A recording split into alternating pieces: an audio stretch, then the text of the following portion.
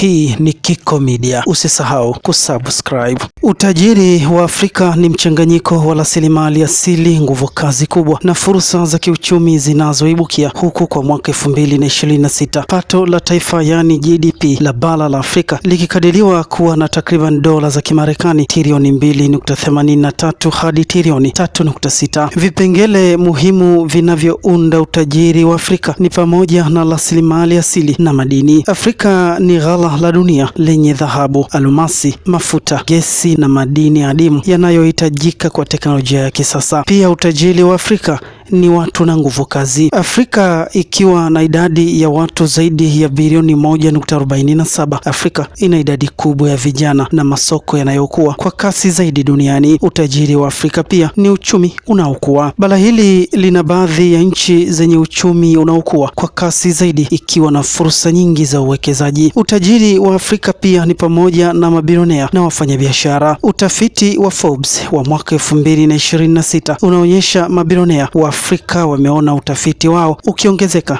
kwa 21%, wakiongozwa na watu kama Aliko Dangote kutoka Nigeria, Johan Lopet kutoka Afrika ya Kusini, pamoja na Mohamed Dewji kutoka Tanzania. Kwa muktadha wa kitamaduni, utajiri wa Afrika pia unajumuisha afya njema, nguvu ya uzazi na ustawi wa jamii, sio tu mali za fedha. Hata hivyo, kuna tofauti kubwa ya kipato, ambapo matajiri wachache wana utajiri mkubwa kuliko sehemu kubwa ya wakazi husika. Ili bara la Afrika liweze kufaidika kikamilifu na utajiri wake mkubwa wa rasilimali za madini, mafuta, gesi, ardhi pamoja na misitu, hatua za kimkakati zinahitajika ili kuhamia kwenye uchumi wa uzalishaji badala ya utegemezi na kuuza malighafi nje. Hapa kuna mambo 10 ya kufanya ili Afrika iweze kufaidika na utajiri wake ambao Mwenyezi Mungu ameweza kutupatia. Moja ni kuongeza thamani ya malighafi, kusindika madini na mazao ya kilimo ndani ya Afrika kabla ya kuuza nje ili kubaki na thamani ya ziada, ajira na mapato makubwa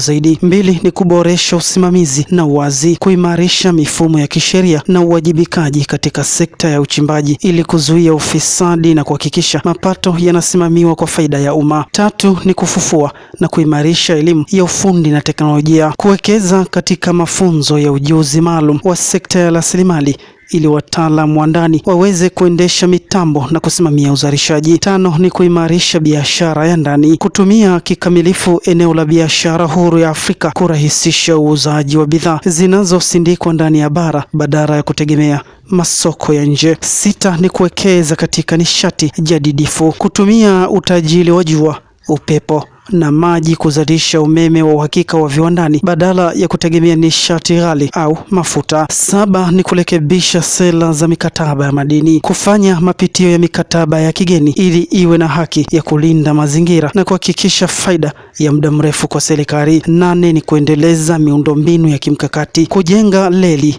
bandari na barabara zinazounganisha maeneo ya uzalishaji na masoko, jambo litakalopunguza gharama za uzalishaji, kuhamasisha uwekezaji wa ndani na sekta binafsi, kutoa nafasi kwa wajasiriamali wa ndani na kampuni za Afrika kuwekeza katika uchimbaji na usindikaji kupitia mitaji yao ya ndani. 9 ni usimamizi endelevu wa mazingira, kutekeleza sheria kali za kulinda mazingira na jamii zinazozunguka maeneo ya migodi ili kuzuia uharibifu wa muda mrefu. 10 ni kupambana na mtiririko haramu wa fedha, kuzuia ukwepaji wa kodi na utoroshaji wa madini unaofanywa na kampuni za kimataifa ili kurejesha fedha hizo katika maendeleo ya nchi. Kuendeleza mambo haya kutaiwezesha Afrika kuachana na umaskini na kuelekea kwenye ukuaji wa kiuchumi utakaojitegemea na utakaokuwa ni shirikishi. Hayo ndiyo mambo ambayo Afrika lazima iweze kuzingatia kama kweli tunahitaji ukombozi wa kiuchumi, kama kweli tunahitaji ukombozi wa kimaisha kwa Mwafrika mmoja mmoja. Lazima tuhakikishe kwamba bidhaa na rasilimali ambazo Mwenyezi Mungu ametubariki nazo tunazitumia vizuri,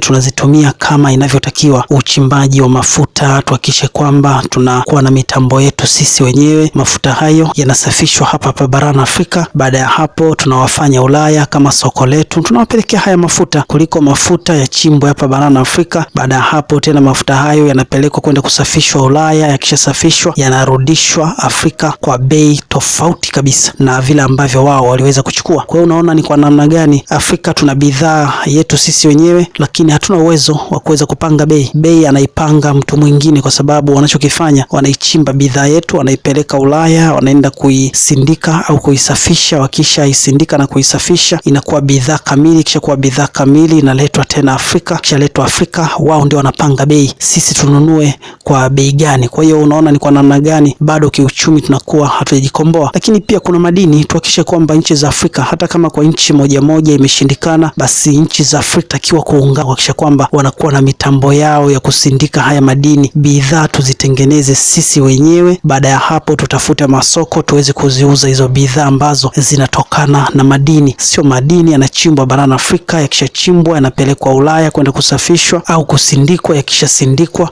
na zikishatengenezwa bidhaa kupitia hayo madini zinarudi tena Afrika na tunauziwa kwa bei kubwa, jambo ambalo halitakiwi kabisa kwa bara la Afrika kuweza kuendelea kuvumilia hicho kitu. Tuchukulie mfano DRC Congo, kuna madini adhimu sana ambayo yanapatikana pale yanaitwa cobalt. Haya ni madini ambayo yanatengeneza betri za magari ya umeme. Kumbuka kwa sasa tupo kwenye sayansi na teknolojia, mambo yanaenda kidijitali zaidi. Magari ya umeme yanakuja kwa kasi, na madini ambayo yanapatikana Afrika pale DRC Congo, maeneo ya Katanga, madini haya yanachimbwa, yanaenda Ulaya, wanatengeneza betri, wanatuletea betri, wanatuuzia kwa bei kubwa.